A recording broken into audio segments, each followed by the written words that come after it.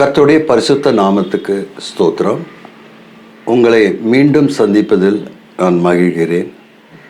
உங்களுக்கு சத்தியத்தை சொல்ல கிருபையாயிரு தேவன் கொடுத்த அந்த ஞானத்தின் நிமித்தம் உங்களிடத்தில் வந்து பேச வாஞ்சியாயிருக்கிறேன். தேவனை மகிமைப்படுத்துகிறேன்.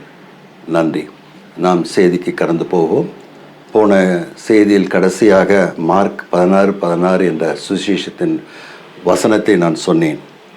விசுவாசம் உள்ளவனாகி ஞானஸ்நானம் பெறவன் ரட்சிக்கப்படுவான், விசுவாசியாதவனோ ஆக்கினைக்குள்ளாக தீர்க்கப்படுவான். இந்த வசனம் என்னை முதல்ல தொட்டது காரணம், ஞானஸ்தானத்தை குறித்து எனக்கு ஒன்றுமே தெரியாது.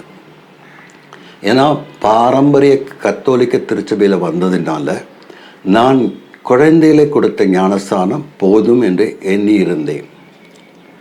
அப்போ தேவன் எனக்கு வெளிப்படுத்தி காட்டின இந்த சுவிசேஷம் தான், நீ விசுவாசம் உள்ளவனாகி ஞானஸ்தானம் பெற்றாயா.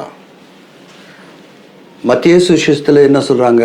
நீங்கள் பிதா குமாரன் பரிசுத்த ஆவியினாலே ஞானஸ்தானம் பெறுங்கன்னு. ஞானஸ்தானம் பெறுகிறதுக்கு பிதா குமாரன் பரிசுத்த ஆவியானவர். ஆனால் எப்படி நான் ஞானஸ்தானம் பெற வேண்டும்? விசுவாசம் உள்ளவனாக ஞானஸ்தானம் பெற வேண்டும். இப்போ இதே தான் அடுத்த வசனம் என்ன சொல்லுது? விசுவாசி ஆதவனோ ஆக்கினுக்குள்ளாக. குழந்தைக்கு என்ன விசுவாசம் இருக்கும்? குழந்தைக்கு என்ன விசுவாசம்? அந்த விசுவாசத்துக்குள்ளே அது இருக்கும் தெரியாது. ஏன்னா தாய்ப்பாலை தவிர வேறு எதுவுமே அதுக்கு தெரியாது. அப்போ ஆக்கினைக்குள்ளாக தீர்க்கப்படுகிறதுக்கு ஒரு ஷார்ட்கட் மெத்தடாக தான் அது இருக்குது.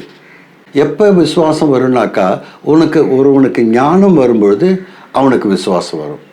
ஞானம் இருக்கும் பொழுது பாவம் என்னன்னு அவனுக்கு தெரியும். இயேசு கிறிஸ்து யார் என்பது அவனுக்கு தெரியும். ஏன் அவர் பிறந்தார், ஏன் மரித்தார், மீண்டும் ஏன் 3ஆம் நாள் உயிர்த்தெழுந்தார் என்பது இன்னைக்கு தெரிந்த பிற்பாடு தான் நீங்கள் விசுவாசமாகி, ஆண்டவரே உங்களுடைய பரிசுத்த ஆவியானவர் எனக்குள் வர வேண்டும் என்று ஞானஸ்தானம் எடுக்கணும். ஓகே, அதனால தான் ஆண்டவர் இந்த செய்திகளுக்குள்ள ஒரு வசனத்தை படிக்கும் பொழுது ஒன்று காமிச்சார். அது யோவான் 3ஆம் அதிகாரம் 3, 4, 5, 6 எல்லாத்துலேயும் என்ன பேசியிருக்குனாக்கா, இயேசு கிறிஸ்துவை சந்திக்க நிக்கோதேமு என்கிற ஒரு பண்டிதர் வந்தார். அவர் ஒரு வேத பண்டிதர், வேதத்தை அறிந்தவர், வேதத்தை நியாயப்பிரமாணன்படி நடக்கிறவர்.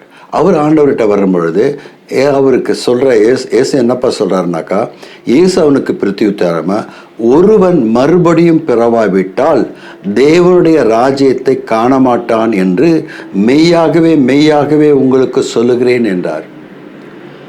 2 தடவை அவர் மெய்யாகவே சொன்னாக்கா, அவர் எம்பசைஸ் பண்ணி அதில் ஆணித்தரமாக முக்கியத்துவம் கொடுக்குறார். ஒருவன் மறுபடியும் பிறக்கணும்னு. அப்போ நியாயமாக அவருக்கு தெரிந்ததுலேருந்து அவன் கேட்குறான், எப்படி நான் எங்கள் அம்மா வீட்டில் போவேங்க? இப்போ எனக்கே வயசு இப்போ இவ்வளோ ஆகிடுத்து, எங்கள் அம்மா உயிரோடு இருக்காங்களா? இல்லைன்னா பிற்பாடு எப்படி அந்த அம்மா வீட்டில்? அப்போ இயேசு சொல்கிறாரு, ஒருவன் ஜலத்தினாலும் ஆவியினாலும் பிறவாவிட்டால் தேவனுடைய ராஜ்யத்தை பிரவேசிக்க மாட்டான் என்று மீண்டும் மெய்யாகவே உனக்கு சொல்லுகிறேன். மீண்டும் அவர் சொல்கிறது மெய்யாகவே ஒருவன் ஜலத்தினாலும் ஆவியினாலும் பிறக்க வேண்டும். அவர்கிட்ட நிக்கோதேமுகிட்ட ஆண்டவர் நீ போய் ஞானஸ்தானம் எடுன்னு சொல்லலை, பிறக்க வேண்டியது. இப்போ முக்கால்வாசி நிறைய பேர் என்ன ஒரு காலகட்டத்தில் ஆண்டவருக்குள்ளே வரும்பொழுது you are a born again Christian அப்படின்னு கிண்டல் அடிப்பாங்க. Yes, I boldly say I am a born again Christian. நான் எங்கள் அம்மா வயிற்றில் பிறந்தது வேற, இப்போ நான் ஆவியானவருக்கு பிறந்தது வேற. அதனால இது சொல்லும் பொழுது, ஏனென்றால் கர்த்தராகிய இயேசுவை நீ உன் வாயினால் அறிக்கையிட்டு தேவன் அவரை மரித்தோரிலிருந்து எழுப்பினார் என்று உன் இதயத்தில் விசுவாசித்தால் ரட்சிக்கப்படுவாய். இப்போ என்ன விசுவாசிக்கணும்? ஏனென்றால் கர்த்தராகிய இயேசுவை நீ உன் வாயினால் அறிக்கையிடணும். நிறைய பேர் அறிக்கையிடுறாங்க, யாரும் அறிக்கை இல்லைன்னு சொல்ல முடியாது. தேவன் அவரை மரித்தோரிலிருந்து எழுப்பினார் என்று உன் இதயத்தில் விசுவாசிக்க வேண்டும், விசுவாசிக்கணும். அப்போ ஒருத்தரை விசுவாசித்து மட்டும் போதுமா? என் கணவனை நான் விசுவாசிக்கிறேன், என் மனைவியை நான் விசுவாசிக்கிறேன்னா அவள் செய்கிற காரியங்கள் எனக்குள்ள இருக்கணும். நாங்கள் 2 பேரும் ஒன்றா சேரணும். அப்ப ஆவியானவரை நான் விசுவசிக்கிறேன்னா அவர் என்ன சொன்னாரு, கட்டளையில என்ன சொன்னார்ன்றதை நான் நடக்கணும். நீதி உண்டாக இருதயத்திலே விசுவாசிக்கப்படும், ரட்சிப்பு உண்டாக வாயினாலே அறிக்க வேண்டும். ரோமர் 10:10 சொல்றது. அவரை விசுவாசிக்கிறேன் எவனோ அவன் வெட்கப்பட்டு போவதில்லை என்று வேதம் சொல்லுது. 10:11 சொல்லுது. இப்போ விசுவாசம் என்றது யூதன் என்றும் கிரேக்கன் என்றும் வித்தியாசம் இல்லை. எல்லோருக்கும் கர்த்தரானவர் தம்மை தொழுது கொள்ள யாவருக்கும் ஐஸ்வர்ய சம்பன்னரானார். அப்படின்னா என்ன அர்த்தம்? இன்னைக்கு நீ யூதனா இருந்தாதான் நீ ரட்சிக்கப்படுவேன்றது இல்லை. நீ கிரேக்கனா இருக்கலாம், நீ ரோமனா இருக்கலாம், நீ பிராமினா இருக்கலாம், நீ முஸ்லீமா இருக்கலாம், நீ இந்துவா இருக்கலாம். ஆண்டவர் எல்லாரையும் தன் மந்தைக்குள்ள சேர்க்கறதுக்காக தான் இந்த ஞானஸ்தானத்தை முக்கியத்துவம் கொடுக்கிறார். கிறிஸ்துவனுடையவர்கள் தங்கள் மாம்சத்தையும் அதன் ஆசையின் இச்சைகளையும் சிலுவையில் அறைந்தார்கள். இப்போ நான் ஞானஸ்தானம் எடுத்துட்டேன், அதனால நான் பாவத்தில் வாழ முடியுமா? வாழ முடியாது, பாவத்தில் வாழ முடியாது. அப்போ இயேசு எனக்குள் இருந்தா என் மாம்ச இச்சைகள் என்னோடு மரித்து போகுது. நான் கிறிஸ்து சிலுவைக்கு போனார் என்று நம்ம விசுவசிக்கிறோம்னாக்கா, அவரோடு சிலுவையில் அவர் எதை எடுத்துட்டு போனாரு? நம்மளுடைய பாவத்தை எடுத்துட்டு போனார், சாபத்தை எடுத்துட்டு போனார், வியாதிகளை எடுத்துட்டு போனார். அவரோட நான் விசுவாசத்தில் என்னை எடுத்துக்கிட்டு போறேன். அவர் சிலுவையில் அறையப்படுகிறார், மரிக்கிறார், நான் பாவத்தில் மரிக்கிறேன். இதான் ஞானஸ்தானம். நான் பாவத்தில் மரிக்கிறேன், அவர் உயிர்த்து எழுகிறார், நான் மீண்டும் உயிர்த்து எழுகிறேன் அவரோடு. எபேசியர் 2:6-7 சொல்லியிருக்கிறது பிரகாரம், அக்கிரமங்களில் மரித்தவர்களாக இருந்த நம்மை கிறிஸ்துவனுடன் கூட உயிர்ப்பித்தார், கிருபையினாலே ரட்சிக்கப்பட்டீர்கள். அக்கிரமக்காரர்களாக இருந்தோம் நம்ம ஞானஸ்தானத்தின் மூலமாக மரித்தவர்களாக இருந்த நாம் கிறிஸ்துவனோடு கூட உயிர்ப்பித்தார், கிருபையினாலே நம்ம ரட்சிக்கப்பட்டோம். இயேசு கிறிஸ்துவுக்குள் நம்மை அவரோடு கூட எழுப்பி உன்னதங்களிலே அவரோடு கூட உட்காரும் செய்கிறார். இப்போ நான் ஞானஸ்தானம் எடுக்கிறது என்னன்றதை இதில் சொல்லிட்டேன். விசுவாசம் உள்ளவர்களாகி ஞானஸ்தானம் எடுக்கணும்.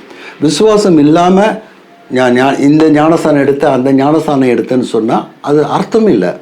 அர்த்தம் இல்லைன்றதை விட அந்த பரிசுத்த ஆவியானவரை நீங்கள் பெற முடியாது. பரிசுத்த ஆவியானவர் இல்லாமல் நீங்கள் ரட்சிக்கப்பட முடியாது. ஆமென். ஞானஸ்தானத்தினாலே அவரோடு கூட அடக்கம் பண்ணப்பட்டவர்களாகவும் அதிலே அவரை மரித்தோரிலிருந்து எழுப்பின தேவன் செயலின் மேலுள்ள விசுவாசினால் அவரோடு கூட எழுந்தவர்களாகவும் இருக்கிறோம். கொலேசியர் 2:12.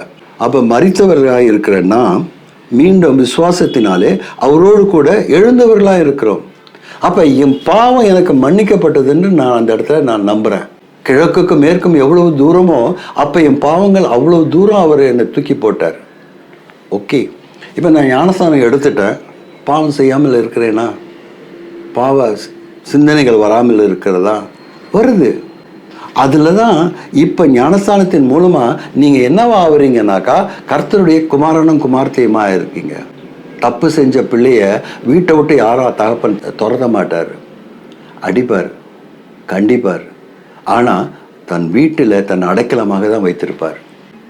பக்கத்து வீட்டுக்காரப்பவருடைய பிள்ளை எங்கள் வீட்டில் தப்பு பண்ணனா அவனை அடித்து விரட்டி விட்டுடுவேன், என் வீட்டுக்கு வராதுன்னு சொல்லிட்டு. அதுதான் பிள்ளைக்கும் அந்நிய பிள்ளைக்கும் உள்ள வித்தியாசம்.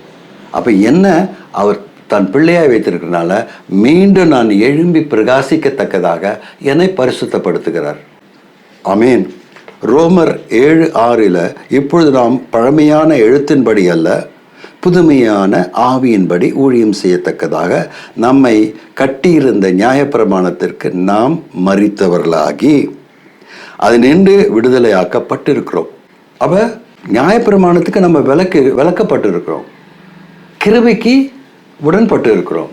அப்போ கிருபையினால தான் நாம் மன்னிக்கப்படுகிறோம், மீண்டும் உயிர்ப்பிக்கப்படுகிறோம்.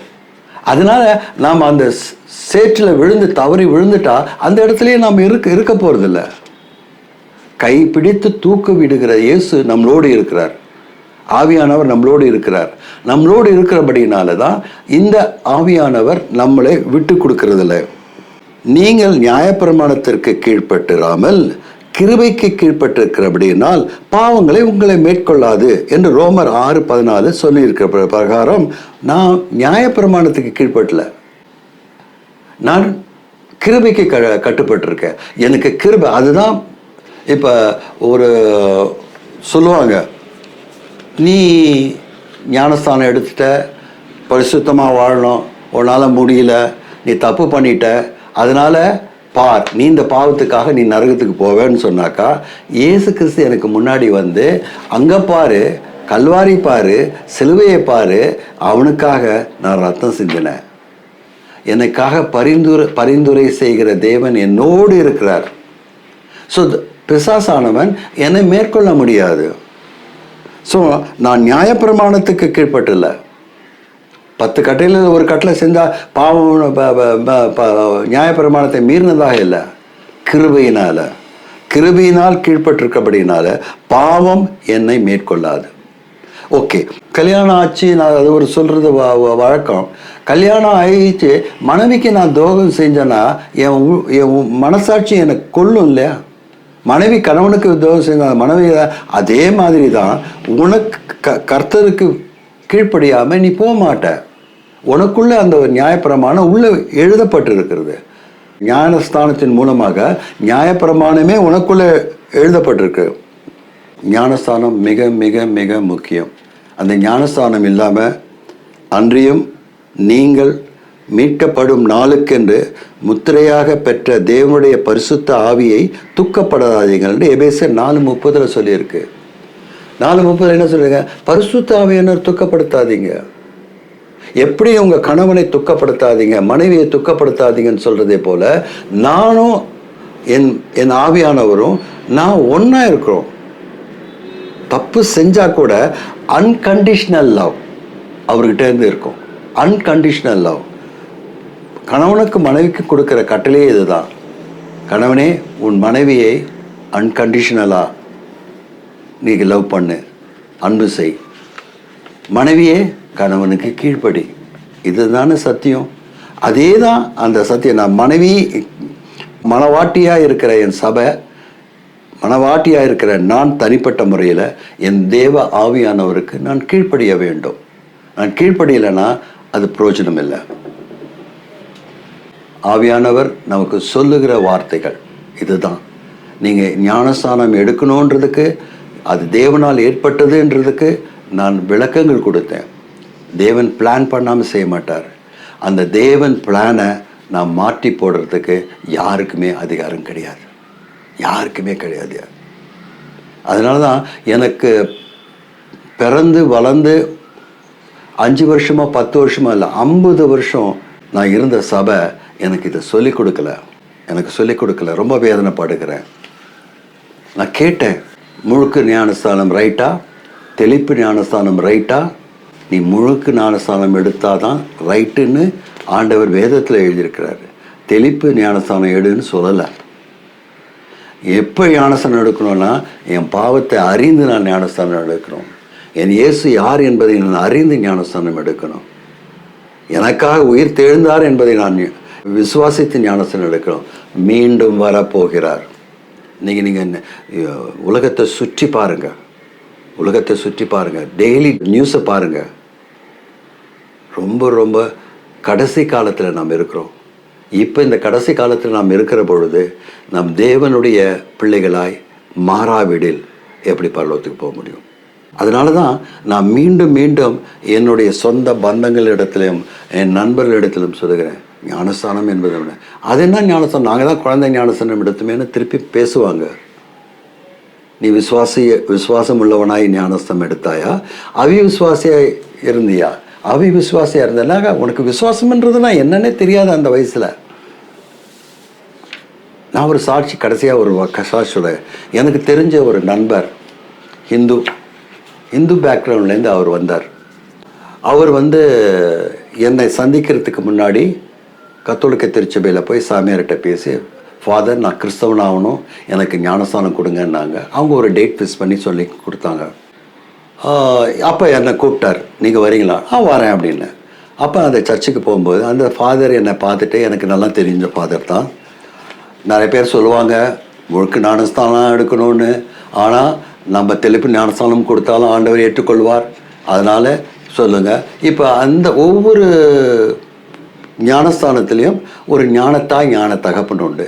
அந்த நேரத்தில் நான் ஞான தகப்பனாக போய் நின்னேன். ஞானஸ்தானம் கொடுத்தாரு, வந்தார்.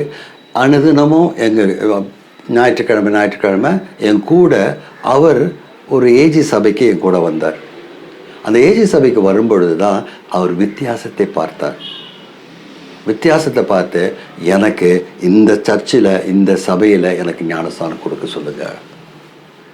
கொடுக்கப்பட்டது. ஏன்? அதே வாழ்க்கையில் என் வாழ்க்கையில் ஒரு சாட்சியாக நான் சொல்ல முடியும். நான் ஞானஸ்தானம் குழந்தையாக இருக்கும் பொழுது எனக்கு ஞானத்தாயின் தகப்பனமாக இருந்தவங்க தஞ்சாவூரில் பெரிய கோடீஸ்வரங்க, அவ்வளோ பெரியவங்க. அவங்க மகன், அவங்களுக்கு எல்லாமே பொம்பளை பிள்ளை தான், ஒரே ஒரு பையன். அவனும் நானும் ரொம்ப ஃப்ரெண்டாக இருந்தோம். எங்கேயும் வேட்டைக்கு போவோம், எல்லாம் பண்ணுவோம், தப்பு தண்டா நிறையா பண்ணுவோம். ஒரு நாள் நான் ஞானஸ்தானம் எடுத்துகிட்டு அந்த வீட்டுக்கு போகும்பொழுது என் ஞானத்தாய் கேட்டாங்க, ஏண்டா உனக்கு வெக்கமா இல்லை? போய் ஒரு அந்நிய சபையில் போயிட்டு நீ நம்ம சபையை சர்ச்சை விட்டு அந்நிய சபைக்கு போய் ஞானஸ்தானம் எடுத்தியே, வெக்கமா இல்லையா? நான் சொன்னேன், இல்லைம்மா எனக்கு வெக்கமா இல்லை, நான் கேட்குற கேள்விக்கு மட்டும் நீங்கள் பதில் சொல்லுங்கள். என்னடா அப்படின்னாங்க. அப்போ நான் கேட்டேன், நான் ஞானஸ்தானம் எடுக்கும் பொழுது எனக்கு என்ன தெரியும்? ஒன்றும் தெரியாது. ஆமாண்ணா? ஆமாப்பா, ஒன்றும் தெரியாது. நீங்கள் ஞானஸ்தானம் சாமியார் ஞானஸ்தானம் கொடுக்கும் பொழுது, ஃபாதர் ஞானஸ்தானம் கொடுக்கும் பொழுது பாவத்தை விட்டு விடுகிறாயா என்று கேட்ட பொழுது நீங்கள் தானே விட்டு விடுகிறேன்னு சொன்னீங்க. ப்ராக்சியா பிசாசின் கிரிகளை விட்டு விடுகிறாயன்னா நீங்கள் தானே சொன்னீங்க. இயேசுவையும் சொந்த ரட்சிகராய ஏற்றுக்கொள்ளுகிறாயா நீங்கள் தானே சொன்னீங்க. எல்லாம் நீங்கள் சொன்னீங்க, நான் ஒன்றும் சொல்லல. ஸோ கத்தோலிக்க திருச்சபை ஒரு காரியம் சொல்லுது, உத்திரி ஸ்தலம்னு ஒன்று இருக்குது. உத்திரி ஸ்தலம் பைபிளில் கிடையாது, உண்மையிலே கிடையாது. ஆனால் அதை இருக்குதுன்னு வச்சுக்கிட்டு நான் அவங்ககிட்ட பேசினேன். எந்த நிமித்தம் நான் பாவத்தை விடலை, பிசாசின் கிரிகளை விடலை. நீங்கள் என் பாவத்துக்காக அந்த உத்திரி ஸ்தலத்துக்கு போகிறீங்க, நரகத்துக்கு போகிறீங்களான்னு அவங்கள பெரியவங்க, எனக்கு அம்மா ஸ்தானம், உத்திரி ஸ்தலம் நான் ஏன்டா போகணும் அப்படின்னு அவங்களுக்கு கோவம் வந்துச்சு. போவானால அப்போ நான் என் பாவத்தை அறிக்கை செய்யணும், நான் என்னுடைய இயேசுவை ஏற்றுக்கொள்ளணும்.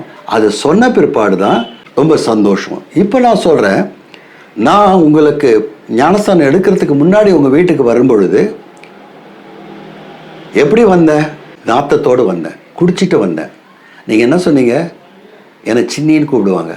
சின்னி, இன்னைக்கு வேட்டைக்கறி வச்சுருக்கேன், புறாக்கறி வச்சுருக்கேன், கோழிக்கறி வச்சுருக்கேன், வாத்துக்கறி வச்சுருக்கேன், சாப்பிட்றியான்னு கேட்டீங்க. நீங்கள் தானே என் ஞானத்தாய். என்னை ஒரு அரைஞ்சி நீயும் குடிக்கிற, உன் தம்பியும் குடிக்க வைக்கிறிய அப்படின்னு கேட்டிங்களா? அவங்களால பதில் சொல்ல முடியல. ஆமாண்டா. அப்போ நான் தானம்மா என் பாவத்துக்கு அறிக்கை செய்யணும், நீங்கள் செய்ய முடியாதுல்ல, என் தம்பி செய்ய முடியாதுல்ல. அப்போ நான் என் பாவத்தை அறிக்கையிட்டு நான் ஞானஸ்தானத்தை, இப்போ இயேசுவோடு நான் வரேன். நீங்கள் என்ன சொல்கிறீங்க? ஏன்டா ஞானஸ்தானம் எடுத்தேன்னு கேட்குறீங்க. நீங்கள் இப்போ சொல்லுங்கள், நான் எடுத்த ஞானஸ்தானம் ரைட்டாக தப்பான்னு. அப்போ தான் அவங்க சொன்னாங்க, இல்லை நீ உன் வழி போ, நான் என் வழி போகிறேன்னாங்க. நீ உன் வழி போ, நான் என் வழி போகிறேன்னாங்க. அப்போ நான் தான் சொன்னேன், இல்லைம்மா, நானே வழியும் சத்தியும் ஜீவனுமாய் இருக்கிறேன், என்னை அல்லாமல் ஒருவனும் என் பிதாவினிடத்தில் வர முடியாது என்று சொன்னார். அதனால் உங்களுக்கு நான் திருப்பியும் சொல்கிறேன், ப்ராக்சி வேலை செய்யாது. அதனால் இந்த வார்த்தையின்படி ஞானஸ்தானம் என்பதை புரிந்து கொண்டு தயவு செய்து நீங்கள் ஞானஸ்தானம் எடுத்து பாருங்கள். எடுத்து மட்டும் பார்க்குறதில்ல, எடுத்து அவரோடு வாழுங்க. அவரோடு வாழ்ந்தாதான் உங்களுக்கு அந்த வாழ்க்கையின் வித்தியாசத்தை காண முடியும். அதனால் நம்ம கண்களை மூடி நாம் ஜெபிப்போமா? ஆண்டவரே, உம்முடைய நாமம் மகிமைப்படுவதாக. கேட்ட செய்தியை ஆண்டவரே 100, 1000, 10,000 என்ற ஆத்துமாக்கள் ஆதாயப்படுத்த இந்த சத்தியத்தின் மூலமாக எழும்பி பிரகாசிக்க மனம் திரும்புங்கள், பரலோக ராஜ்யம் சமீபமாக இருக்கிறது என்று அறிக்கை செய்து ஞானஸ்தானம் எடுக்க கிருபை தாருங்கள். இயேசுவின் நாமத்தில் நான் ஜெபிக்கிறேன் நல்ல பிதாவே, ஆமென்.